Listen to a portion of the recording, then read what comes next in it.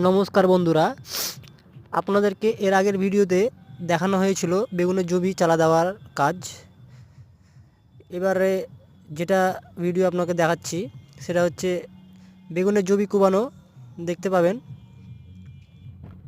আল ছাড়া হচ্ছে, আল ছাড়ার কাজ হচ্ছে। একটু পরে দেখবেন বেগুনের জমি কোবানোর কাজ হবে। তো বেগুনে চৈত মাসের বেগুন খুব কষ্টের বেগুন, প্রচুর পরিশ্রম করতে হয়, আর পোকা মাকড়ের অত্যাচারটা বেশি হয়, আমদানিটা বেশি হয়। তো ভাবছিলাম যে লাগাবো না, তাও লাগিয়ে ফেললাম। জানি না এখন কি হবে। ছোট চারা লাগিয়েছি, 25 দিনের লাগানো হলো। 25 দিন গাছের বয়স, এই যে দেখতে পাচ্ছেন গাছের বয়স 25 দিন।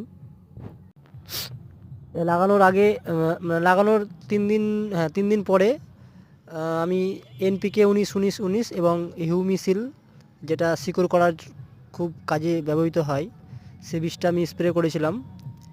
এখন গাছের অবস্থা মোটামুটি সুস্থ আছে।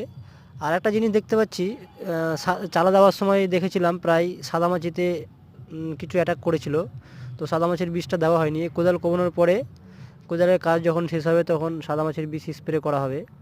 আপনারা সঙ্গে থাকুন। চ্যানেলটি অবশ্যই সাবস্ক্রাইব করবেন। যারা নতুন চাষি ভাই আছেন প্লিজ একটু সাবস্ক্রাইব করবেন।